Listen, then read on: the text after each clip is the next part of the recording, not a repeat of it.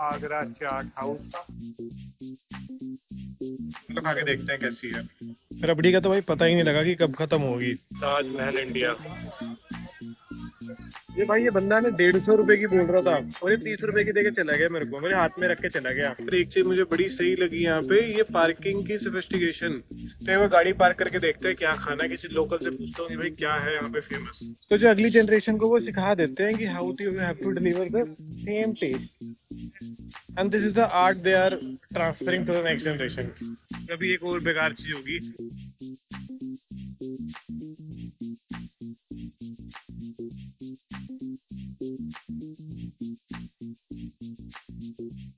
यार ये क्रेजी चीज मिली है।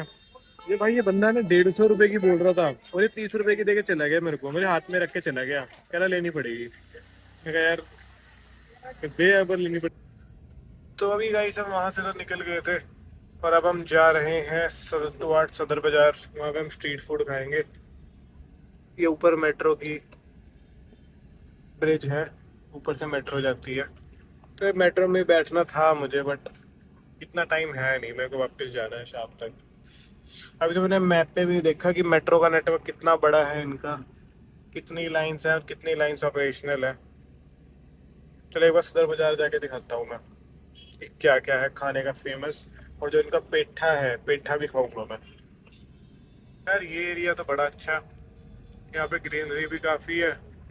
बिकॉज ये कैंट वालों का एरिया है ना, आगरा कैंट लग जाता है ये, तो इसलिए बढ़िया है ये ऑफिसर्स मेस आगरा। तो आप में से जो जो लोग भी आगरा से हैं तो बताओ यार क्या क्या है यहाँ पे फेमस। अभी तो जो जो मेरे को ऑनलाइन दिख रहा है मैं उस हिसाब से जा रहा हूँ खाने। अगर आप लोगों को कुछ रिकमेंडेशन है कि भाई ये चीज़ ट्राई करनी चाहिए आगरा में, तो आप कमेंट में बताओ मुझे भाई ये चीज़ फेमस है, ये चीज़ खा के आओ। भग मत जाइयो। तो गाइस मैं आ गया हूँ सदर बाजार। यार एक चीज़ मुझे बड़ी सही लगी यहाँ पे, ये पार्किंग की सोफिस्टिकेशन। यार देखो सदर बाजार में ऐसी पार्किंग कहाँ मिलती है आपको। मेरे को तो ये, मेरे दिमाग में तो इमेज थी कि भीड़ भीड़ ही भीड़ होगी।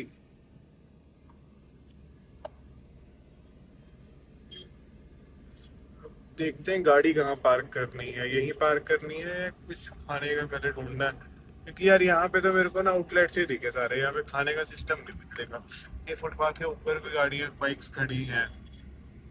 तो यार ठीक है, अरेंज्ड है चीजें। और एक वाइट पट्टी के ना उस साइड ही पार्किंग हो रही है, पार्किंग के वो भी बने हुए हैं। तो ये मैं गाड़ी पार्क करके देखते हैं क्या खाना है, किसी लोकल से पूछता हूँ कि भाई क्या है यहाँ पे फेमस, जिसका रेस्टोरेंट ना हो खुद का, वो बताएगा कि क्या खाना चाहिए यहाँ पे। पापड़ी चाट के अलावा एक ली है आलू चाट। ये है दुकान का नाम, आगरा चाट हाउस, प्राइड ऑफ आगरा। ये पर खा के देखते हैं कैसा है। इसके बाद लस्सी पियेंगे मस्त। तो उसके बाद मैं आया हूँ कुल्फी फालूदा आइसक्रीम शंकर, कुल्फी फालूदा हाउस शंकर। तो मैंने यहाँ पे कराई है रबड़ी कुल्फी फालूदा, चाट गली में है ये भी।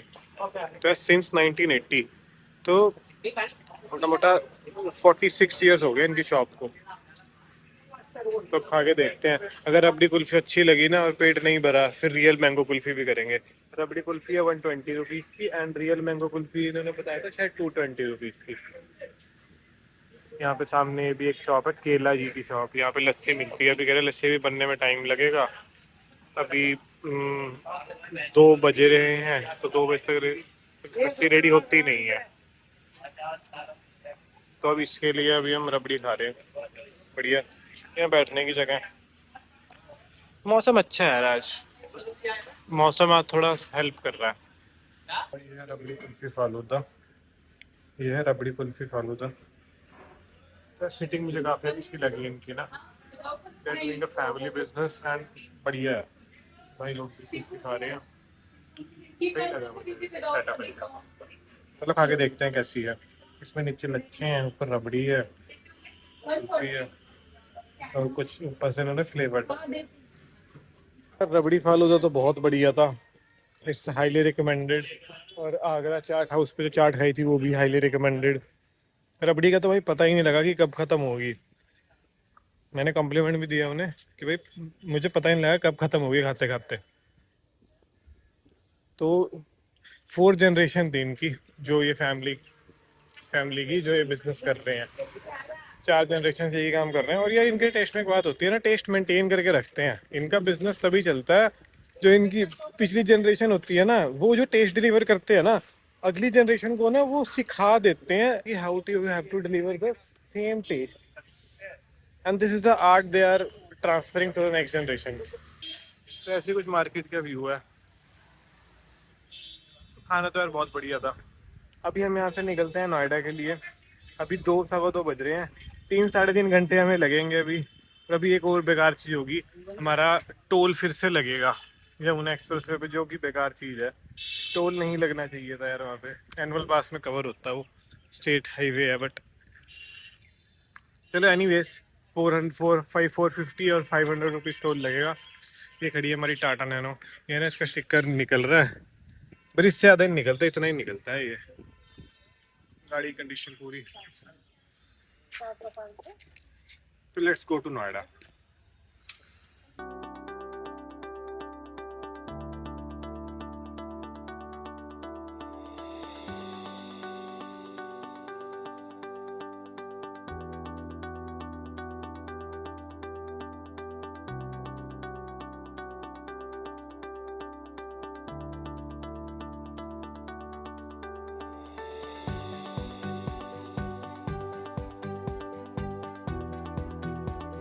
तो कुछ शूट करते हैं एक आधी वीडियो नैनो की।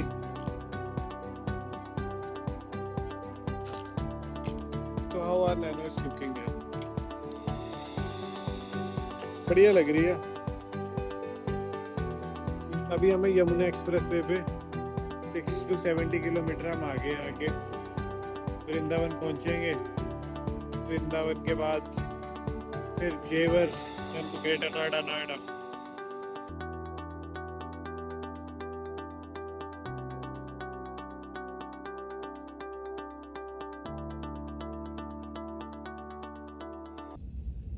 हाँ तो भाई साहब आ गए हैं परी चौक। तो मैं बताता हूँ कि कितने किलोमीटर चली है टोटल। 382 किलोमीटर चली है गाड़ी, और उसमें एवरेज जो आई है वो है 19.3 की एवरेज है। यार अभी एवरेज ना कम इसलिए है बिकॉज हमने 2.5 घंटे गाड़ी को ऐसे ऑन करके रखा था, एसी चलाया था उसका। अगर वो ना करते ना 22 या 23 की एवरेज आ जाती बढ़िया। और एसी तो आज स्टार्टर रहने को बंद हुआ ही नहीं, एसी तो मैंने चला के ही रखा है। तो अब हम यहाँ से जा रहे हैं नोएडा। अब है 25 किलोमीटर का रास्ता रह गया, 37 मिनट का। मौसम के मामले में तो लकी रहे यार। तो अभी ये है Noida, greater Noida express way. इसको कवर करते हैं। ये है 22 किलोमीटर का रह गया patch. Then we are good to go.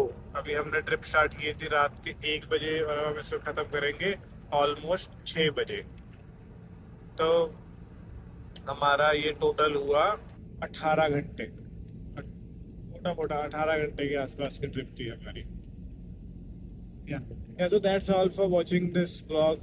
Stay tuned to the Petrol Guy for more such content and the travel vlogs. So thanks.